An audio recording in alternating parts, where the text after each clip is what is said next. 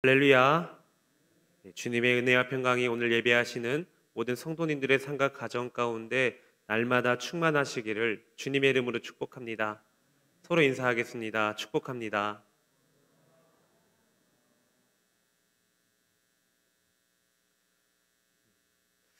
요즘 젊은 청년들 사이에서 유행하는 게임이 하나 있습니다. 바로 이 밸런스 질문 게임입니다. 이 밸런스 질문 게임이라는 것은 이 A와 B 둘 중에 하나를 선택하기 쉽지 않은 질문을 만들어 놓은 뒤에 그 질문 가운데서 선택하게 만드는 것입니다. 예를 들어서 여러분들에게도 한번 질문을 해보겠습니다. 답은 입술 바깥으로 내지 마시고 마음속에 간직하시면 될 것 같습니다. 문제를 내면 3초 안에 답을 해주시면 됩니다. 먼저 첫 번째 문제입니다. 한 가지를 선택하셔야 됩니다. 짜장면 대 짬뽕. 답을 내리셨습니까? 예전에는 이 문제가 굉장히 어려운 문제였습니다. 그런데 지금은 대부분 많은 사람들이 쉽게 결정할 수 있는 문제겠죠. 두 번째 문제를 한번 더 보겠습니다. 탕수육을 먹는데 소스를 부어 먹겠습니까? 찍어서 먹겠습니까? 이런 질문을 저에게 하시느냐는 분도 있겠지만 실제로 이런 질문들로 다툼을 벌인 사람들이 많이 있다고 합니다. 마지막 문제입니다. 요즘 젊은 사람들 사이에서 치킨이 굉장히 유행하고 있는데 양념치킨을 시키시겠습니까? 후라이드 치킨을 시키시겠습니까? 매우 어렵죠. 이처럼 우리의 삶 가운데서는 참으로 선택하기 어려운 문제들이 너무나도 많습니다. 이 사소한 것으로부터 시작을 해서 정말 중요한 상황까지 우리는 선택을 해야 되는 상황이 있습니다. 이러한 선택의 상황에서 우리가 어려움을 겪는 이유는 과연 무엇입니까? 바로 이러한 선택을 통해서 우리들에게 얻어지는 그 결과로 인해서 우리들의 삶이 변화될 수 있다는 것입니다. 선택을 통해서 우리의 삶의 결과가 전혀 다른 결과로 나타날 수 있다는 것입니다. 예전에 TV 방송 중에 굉장히 유명했던 한 프로그램이 있습니다. 바로 이 개그맨 이휘재 씨를 굉장히 유명한 방송인으로 만들었던 TV 인생극장이라는 프로그램입니다. 이 프로그램은 어떠한 상황이 주어지게 되고 그 상황에 따라서 주인공이 선택을 하는 것입니다. 그래, 결심했어. 라는 이 대사 뒤에 A라는 상황과 B라는 상황에 따른 결과를 하나씩 보여주는 그런 프로그램이었습니다.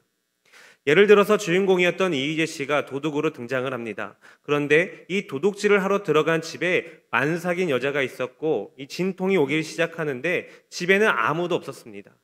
이때 굉장히 급박한 배경음악이 깔리면서 이 고민하는 주인공의 모습이 보여집니다.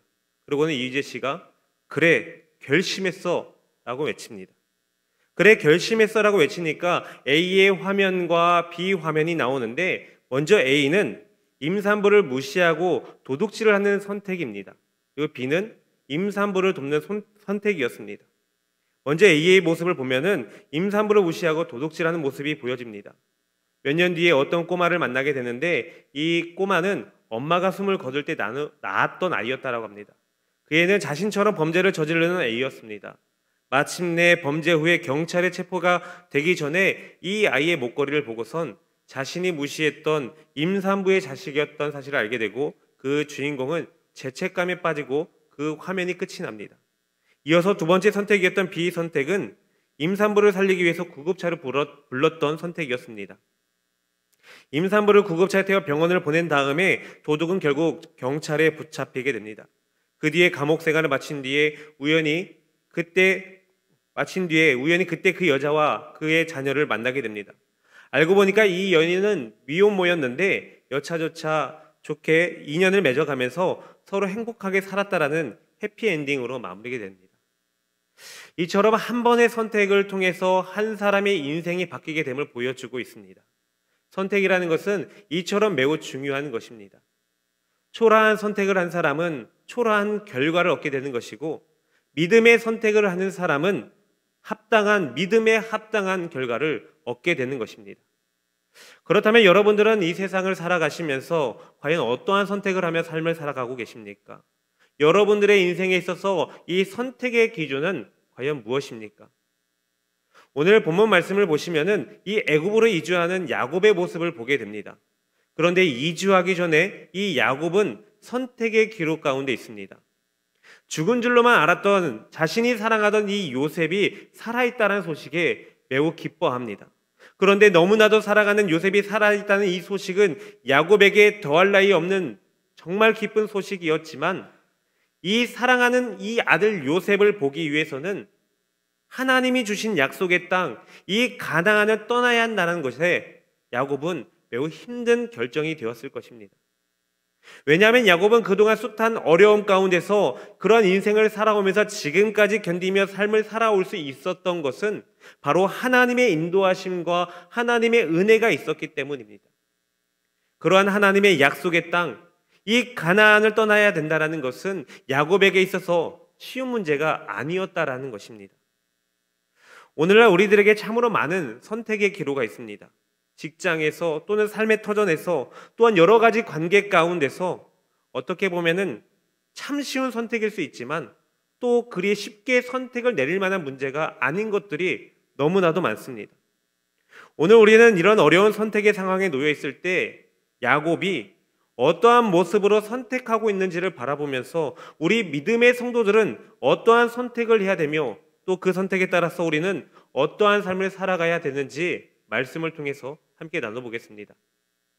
먼저 첫 번째로 성도는 하나님의 뜻을 알기 위해서 은혜의 보좌 앞으로 나아가야 합니다. 1절 말씀을 보시면 이스라엘이 모든 소유를 이끌고 떠나 브엘세바에 이르러 그의 아버지 이삭의 하나님께 희생 제사를 드리니 라고 말씀합니다. 죽은 줄로만 알았던 사랑하는 요셉이 살아있다는 소식을 야곱이 듣게 됩니다. 그러니 야곱에게 있어서 이보다 더 큰 소식이 과연 어디 있겠습니까? 사랑하는 아들 요셉이 살아있다는 그 소식에 요셉을 보고 싶은 그 마음이 얼마나 간절했겠습니까? 그런데 야곱이 이 사랑하는 요셉을 보려거든 이 요셉의 청을 따라서 가나안을 떠나 애굽으로 내려가야 되는 결단을 해야만 했습니다. 여러분, 인간적인 생각으로 바라봤을 때 애굽으로 가는 것은 참으로 이성적인 판단입니다. 지금 모든 것이 기근으로 어려워하고 있습니다. 그러나 이 애굽만큼은 기근에 잘 준비해서 이 어려움을 이겨낼 수 있는 유일한 곳이었습니다. 게다가 이 애굽에는 가장 큰 권위를 가진 자가 바로 이 야곱이 사랑하는 아들 요셉이었습니다. 애굽으로 가기만 한다라면은 자기가 사랑하는 요셉을 볼 수 있었고 이 요셉으로 인해서 이 어려운 기근을 면할 수도 있습니다. 인간적인 생각으로 볼 때 참 당연한 선택일 수도 있습니다. 그러나 하나님이 이 아브라함과 이삭과 야곱에게 말씀하신 이 약속의 땅, 이 가나안을 떠나는 일은 그리 쉽게 볼 만한 일이 아니었습니다. 가나안에서 살아가는 것은 자신이 원해서 선택한 것이 아니라 하나님께서 명령한 곳이었기 때문입니다. 하나님께서 야곱에게 베델, 가나안으로 올라가라고 명하셨습니다. 게다가 가나안 땅을 자신과 자신의 후손들에게 주실 것이다라고 약속하셨습니다. 뿐만이 아니라 애굽은 자신의 조상들이었던 이 아브라함과 이삭에게 있어서 믿음의 시련을 안겨준 곳이라 하나님이 금하신 곳이다라고 생각했을지도 모릅니다. 이렇게 인생의 최고 어려운 선택의 기로에 있었던 이 야곱은 그 해결 방법으로 하나님 앞에 나아갑니다. 바로 하나님께 예배를 드리는 것입니다. 야곱은 세상의 방법을 택해서 이성적인 판단이나 다른 사람들에게 조언을 구하는 행위를 하지 않습니다. 또한 지금까지 자신이 믿고 지켜왔던 전통을 따르려고 하지도 않습니다. 야곱은 이 엄청난 선택의 기로에 앞서서 하나님께 뜻을 구하기 위해서 은혜의 보좌 앞으로 나아간 것입니다. 왜냐하면 지금까지 자신을 인도해 주신 분이 바로 하나님이시고 자신에게 가장 확실한 답을 주시는 분도 하나님이시기 때문입니다. 우리는 지난 시간 동안 이 코로나19라는 엄청난 재앙 앞에서 어려움을 겪었습니다. 그런데 왜 이 코로나19가 우리에게 이러한 어려움을 준 것입니까? 바로 이 감염병이라는 특성이 있기 때문입니다. 그래서 사람들 간의 그 모임을 금하게 했던 것입니다. 그러다 보니까 이 주일날 교회의 성도들이 모일 수 없게 되었고 또한 현장 예배를 할 수 없는 상황에 이르게 된 것입니다.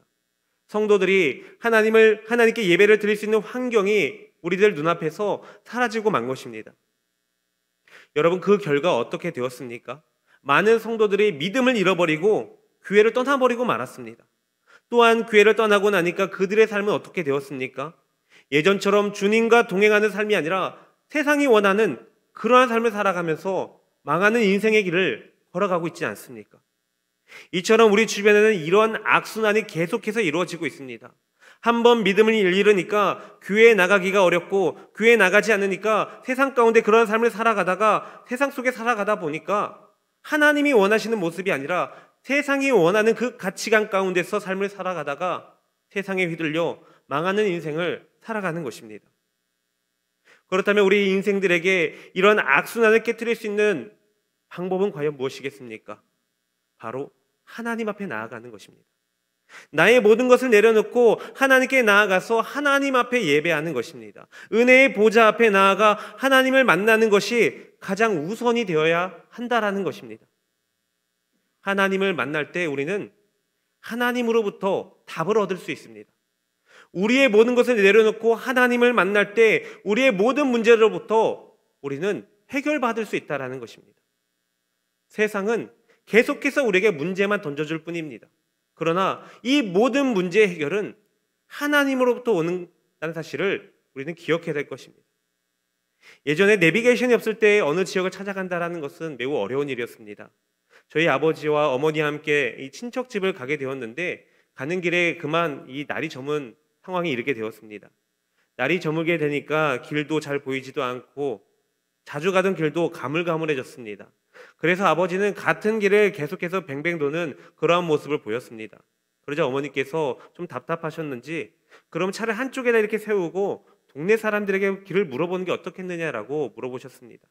그러자 아버지께서 조금만 더 길을 찾으면 되니까 조금만 기다리면 라고 말씀하시고 계속해서 운전을 하셨습니다.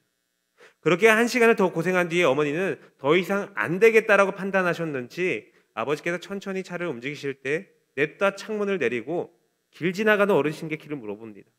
그러자 그 어르신께서 참 친절하게 길을 안내해 주셨고 저희는 무사히 그 가족의 목적지에 도착할 수 있게 되었습니다. 성도 여러분, 모르는 길에 있어서 가장 좋은 방법은 아는 사람에게 그 길을 물어보는 것입니다. 그렇다면 우리의 인생의 길은 과연 누구에게 물어보면 되겠습니까? 우리의 인생의 길을 아는 사람은 과연 누가 있겠습니까?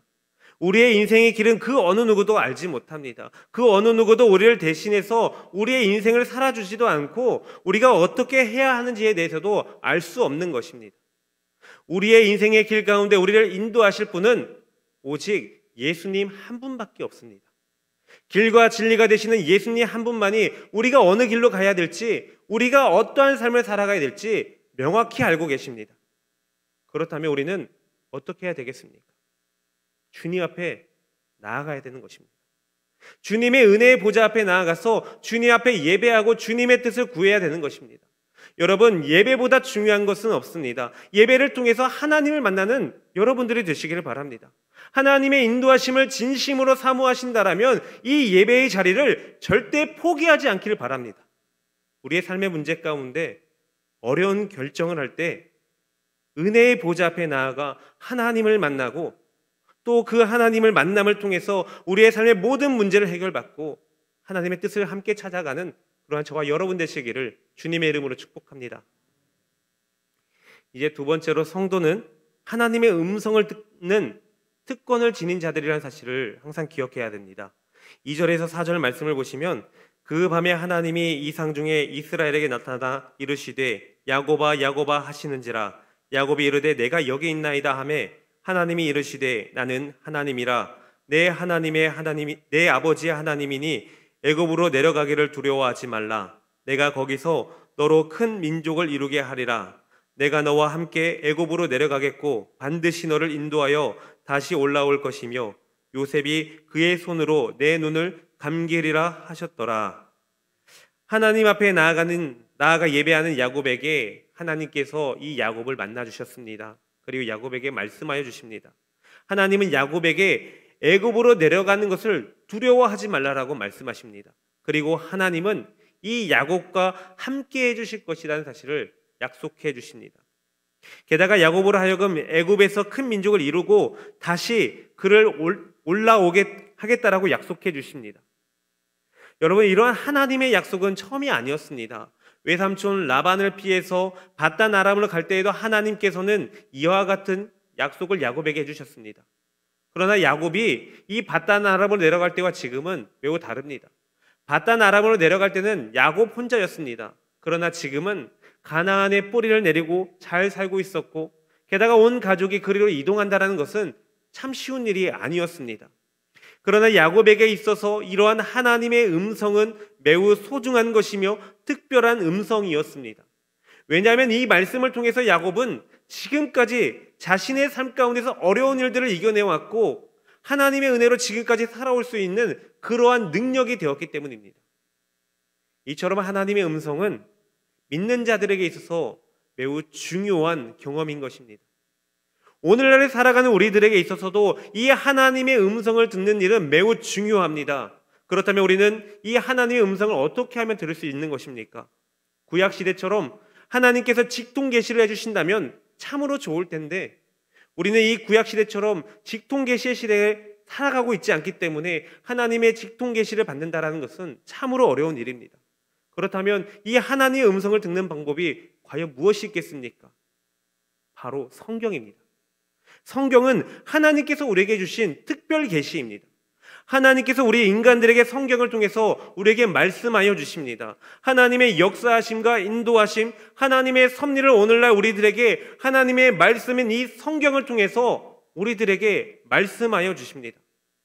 그렇다면 하나님의 백성이 우리들은 오늘날 하나님의 음성을 듣기 위해서 어떻게 해야 되겠습니까? 바로 이 말씀으로 돌아가야 됩니다.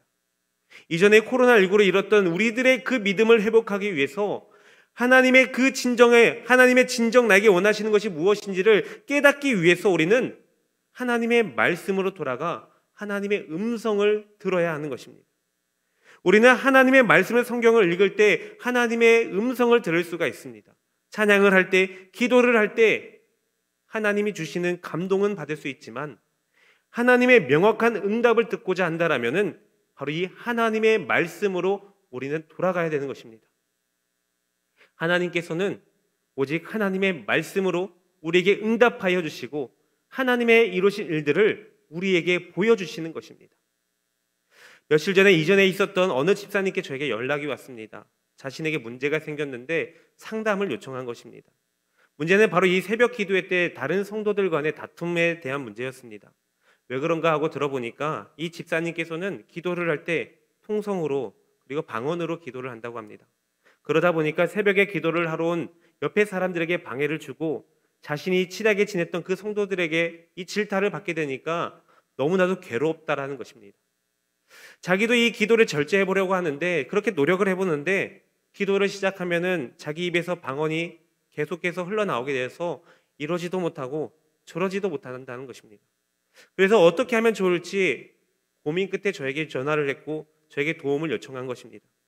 그래서 저는 그 집사님께 이렇게 대답을 해드렸습니다. 집사님, 어떻게 보면 기도는 하나님의 음성을 듣는 시간이 아니라 나의 것을 하나님께 간구하는 시간에 더욱 가깝습니다. 그러니까 하나님의 음성을 듣는 시간을 갖도록 노력해 보시는 게 어떻겠습니까? 지금까지 집사님께서는 하나님의 음성을 듣는 것보다 나의 것을 하나님께 고백하는데 더 많은 시간을 할애한 것 같습니다. 그러자 집사님께서 저에게 다시 한 번 이렇게 물었습니다. 목사님, 그렇다면 어떻게 하는 것이 하나님의 음성을 듣는 것입니까? 집사님, 하나님의 말씀을 읽어보십시오. 하나님께서 기도 중에 응답하시기도 하겠지만 우리에게 있어서 명확한 응답은 하나님의 말씀으로부터 임하게 됩니다. 새벽 기도회 때 예배가 마치게 되면은 하나님의 말씀을 읽을 만한 한적한 곳을 찾으셔서 하나님의 말씀을 읽는데 노력해 보시기를 바랍니다. 기도는 통성으로 기도할 수 있는 기도회나 다른 사람들이 방해되지 않는 장소와 시간을 정해서 하는 게 좋을 것 같습니다. 그렇게 하신다면 하나님께 구하는 그 기도와 말씀으로 하나님께 응답받는 그 신앙이 균형을 이룰 것 같습니다. 라고 이야기를 마치게 되었습니다. 성도 여러분, 최근 우리 교회에서 너무나도 좋은 운동을 하나 하고 있습니다. 바로 이 성경 통독입니다. 매주 우리가 읽어야 될 성경 본문을 정해서 성경 읽기 표회를 모든 성도들에게 나눠 들었습니다. 게다가 주부에 친히 한 주간 읽을 분량에 대해서 안내를 하고 있습니다. 왜 이러한 일들을 하는 것입니까? 바로 하나님의 음성을 듣기 위해서입니다.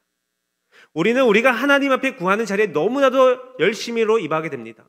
기도의 자리는 빼놓지 않습니다. 그러나 정작 하나님의 음성을 듣는 자리를 생각해 보면은 그리 많은 시간을 할애하지 않습니다.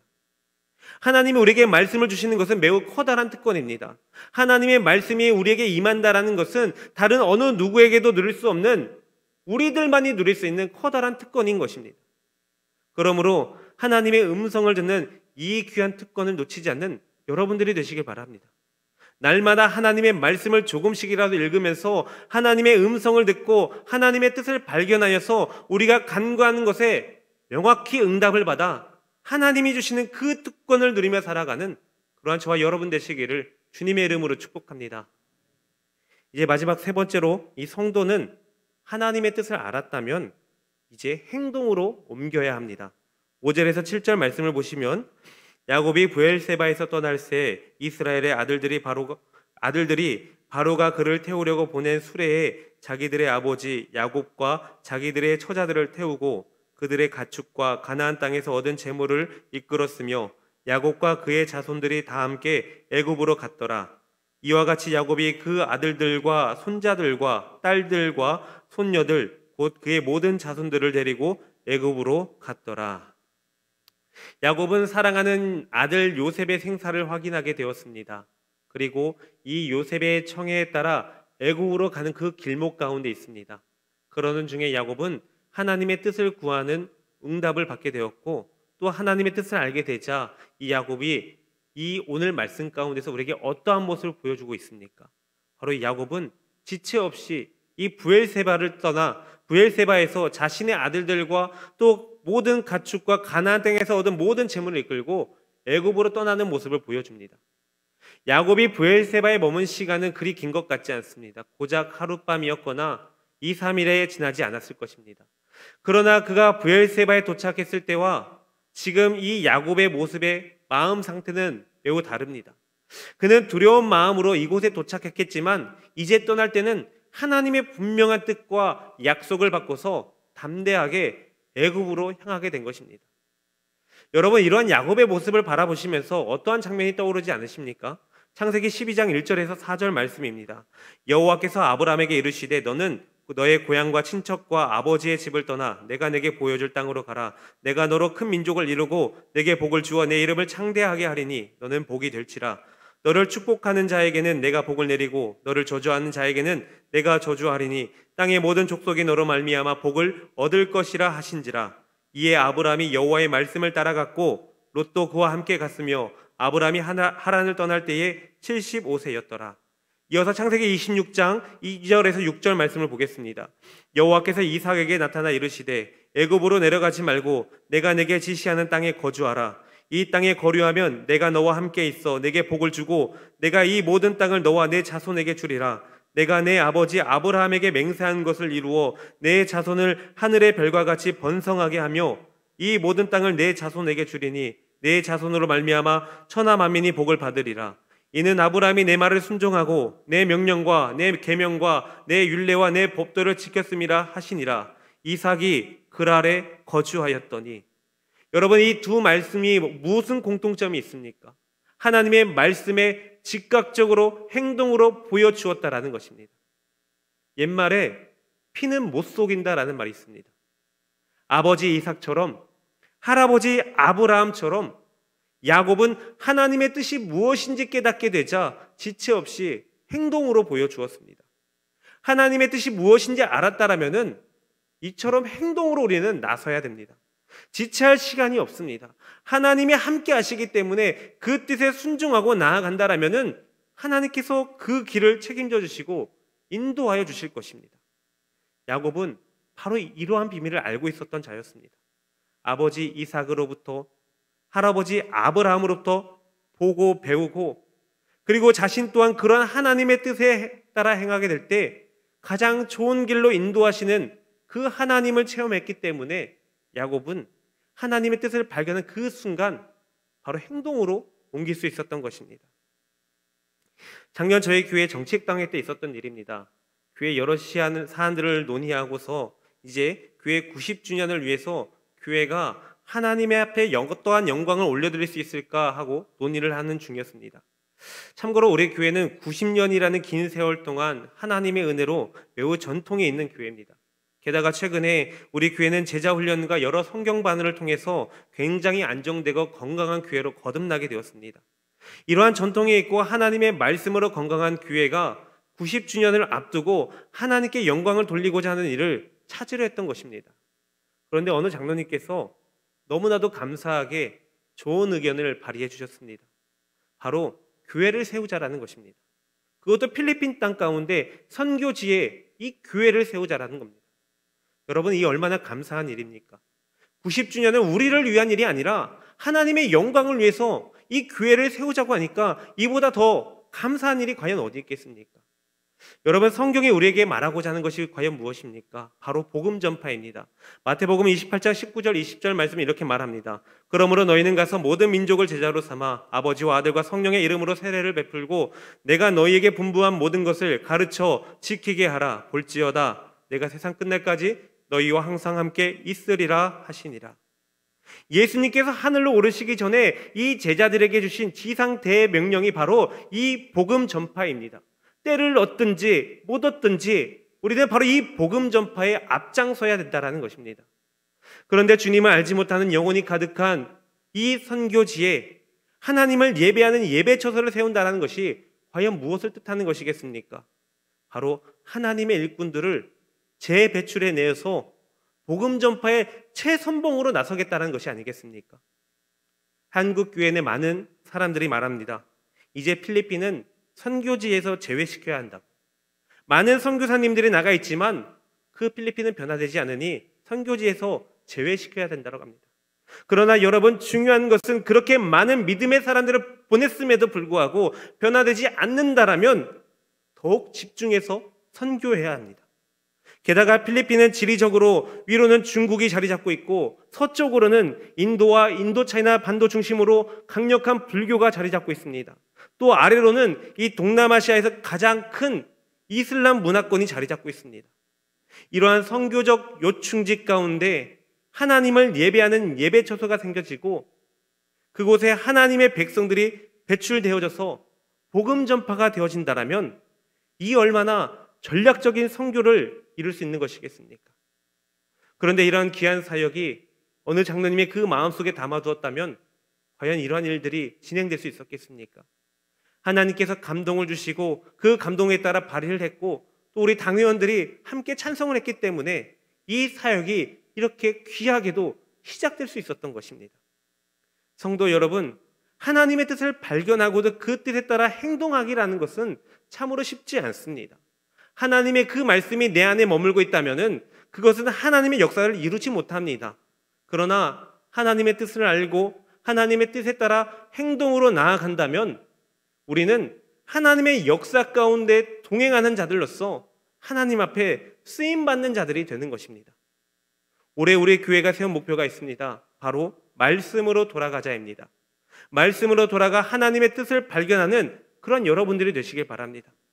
그래서 그 하나님의 말씀 속에서 하나님의 뜻을 발견하고 그 뜻에 따라서 하나님이 주시는 그 감동에 따라 순종하여 하나님의 뜻에 합당한 삶을 살아가는 그런 저와 여러분 되시기를 주님의 이름으로 축복합니다.